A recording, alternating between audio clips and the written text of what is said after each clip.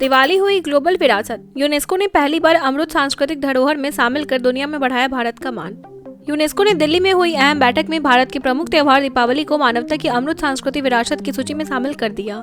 78 देशों की भागीदारी वाली इस बैठक में दिवाली को वैश्विक सांस्कृतिक पहचान का प्रतीक माना गया। प्रधानमंत्री मोदी ने इसे भारत की सांस्कृतिक लोकप्रियता और विश्व भर में भारतीय परंपराओं के बढ़ते प्रभाव का प्रमाण बताया। यह फैसला भारतीय लोकाचार व आध्यात्मिकता की वैश्विक स्वीकृति दर्शाता है। शशि थरूर का बड़ा खुलासा, वीर सावरकर अवार्ड सूची में नाम देखकर चौंके, बोले मुझे कोई आधिकारिक जानकारी नहीं। कांग्रेस सांसद शशि थरूर ने बताया कि वे वीर सावरकर अवार्ड के संभावित प्राप्तकर्ता के रूप में अपना नाम मीडिया रिपोर्टों में देखकर हैरान रह गए। उन्होंने कहा कि उन्हें इस पुरस्कार की कोई औपचारिक सूचना नहीं मिली। थरूर केरल में मतदान के दौरान पहली बार इस खबर से अवगत हुए। उन्होंने पुरस्कार स्वीकार करने या न करने पर अभी कोई स्पष्ट बयान नहीं दिया, जिससे राजनीतिक चर्चाएं तेज हो गई हैं।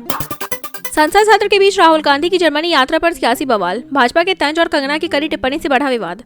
राहुल गांधी 15 से 20 दिसंबर तक जर्मनी दौरे पर जाने वाले हैं, जहां वे प्रवासी भारतीयों से मिलेंगे और जर्मन मंत्रियों से वार्ता करेंगे। संसद सत्र के बीच यात्रा तय होने पर भाजपा ने उन्हें विदेश नायक और पर्यटन नेता कहकर हमला बोला। सांसद कंगना रनौत ने भी कहा कि उस इंसान में कोई दम नहीं। आईओसी द्वारा यात्रा की घोषणा के बाद राजनीतिक हलचल बढ़ गई है। जनगणना से पहले वीएचपी के अपील ने बढ़ाई बहस, सभी लोग खुद को हिंदू लिखवाएं, जाने क्या है संगठन की दलील। वीएचपी ने आगामी जनगणना में सभी नागरिकों से खुद को हिंदू के रूप में दर्ज कराने की अपील की है। संगठन का दावा है कि इससे समाज में बंटवारे की कोशिशें रोकने और एकता मजबूत करने में मदद मिलेगी। वहीं केंद्र सरकार ने राज्यों को 15 जनवरी 2026 तक जनगणना अधिकारियों की नियुक्ति पूरी करने का निर्देश दिया है। वीएचपी ने धार्मिक अल्पसंख्यकों की पहचान के स्पष्ट मापदंड बनाए जाने की भी मांग उठाई है। बंगाल के सस्पेंडेड विधायक हुमायूं कबीर राजनीतिक रूप से अलग थलग, टीएमसी, बीजेपी, कांग्रेस और एआईएमआईएम ने भी दूरी बनाई। बाबरी मस्जिद की नींव से जुड़े बयान पर विवादों में आए टीएमसी के निलंबित विधायक हुमायूं कबीर को राजनीतिक दलों से समर्थन नहीं मिल रहा। भाजपा नेता शुभेंदु अधिकारी ने उनकी भाषा को जिन्ना की सोच बताया। कांग्रेस, लेफ्ट और एआईएमआईएम ने भी उनसे किनारा कर लिया। बताया जा रहा है कि टीएमसी आगामी बैठकों में उन्हें अन्य विधायकों से अलग बिठाने पर विचार कर रही है, जिससे उनका अलगाव और गहरा हो सकता है। Madras high court justice G R Swaminathan पर विपक्षी हमला तेज, 120 सांसदों ने हटाने की कार्यवाही शुरू करने का नोटिस दिया। विपक्ष के 120 सांसदों ने लोकसभा अध्यक्ष ओम बिरला को नोटिस देकर जस्टिस जीआर स्वामीनाथन को पद से हटाने की प्रक्रिया शुरू करने की मांग की है। आरोप है कि उनके हालिया आदेश न्यायपालिका की निष्पक्षता और धर्मनिरपेक्ष चरित्र पर सवाल खड़े करते हैं। विपक्ष ने कहा कि कुछ फैसले पारदर्शिता के मानकों पर खड़े नहीं उतरते। टीएमसी और आप इस कार्रवाई का हिस्सा नहीं है, जबकि कांग्रेस ने इसे गंभीर मुद्दा बताया। रोहिंग्या मुद्दे पर सीजेआई सूर्यकांत निशाने पर, 44 पूर्व जज खुले समर्थन में उतरे, कहा न्यायपालिका पर हमला अस्वीकार्य। रोहिंग्या प्रवासियों से जुड़े मामले में सुनवाई के दौरान सीजेआई सूर्यकांत की टिप्पणियों पर उठे विवाद के बीच 44 रिटायर्ड जज उनके समर्थन में आ गए। उन्होंने उन खुली चिट्ठियों की निंदा की जिनमें सीजेआई के सवालों को पूर्वाग्रह बताया गया था। पूर्व जजों ने कहा कि सुप्रीम कोर्ट पर हमला करना लोकतंत्र और न्यायपालिका की गरिमा के खिलाफ है। उन्होंने विदेशी नागरिकों द्वारा अवैध दस्तावेज हासिल करने संबंधी चिंता को भी गंभीर मुद्दा बताया।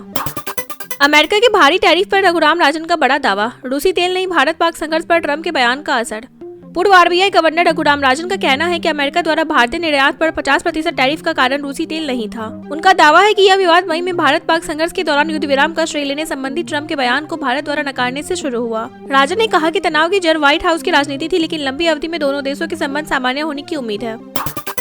2027 की पूरी तरह डिजिटल जनगणना बनेगी भारत का सबसे बड़ा ट्रैक प्रयोग, फायदे, जोखिम और चुनौतियां क्या होंगी।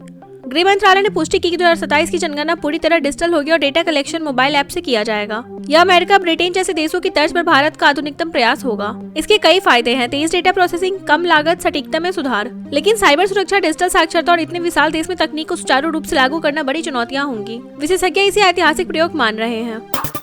घर बैठा दूंगा, विधानसभा में विधायकों पर भड़के फडणवीस। माझी लड़की बहन योजना पर अनावश्यक चर्चा से नाराज। महाराष्ट्र के मुख्यमंत्री देवेंद्र फडणवीस ने विधानसभा में चेतावनी दी कि किसी भी विधायक ने अगर प्रश्नकाल के दौरान असंबद्ध मुद्दों पर मुख्यमंत्री माझी लड़की बहन योजना का जिक्र किया तो कड़ी कार्रवाई होगी। उन्होंने कहा कि योजना को राजनीतिक हथियार की तरह इस्तेमाल न किया जाए। सदन में इस विषय के बार बार उठने पर फडणवीस बेहद नाराज नजर आए, जिसके बाद सन्नाटा छा गया।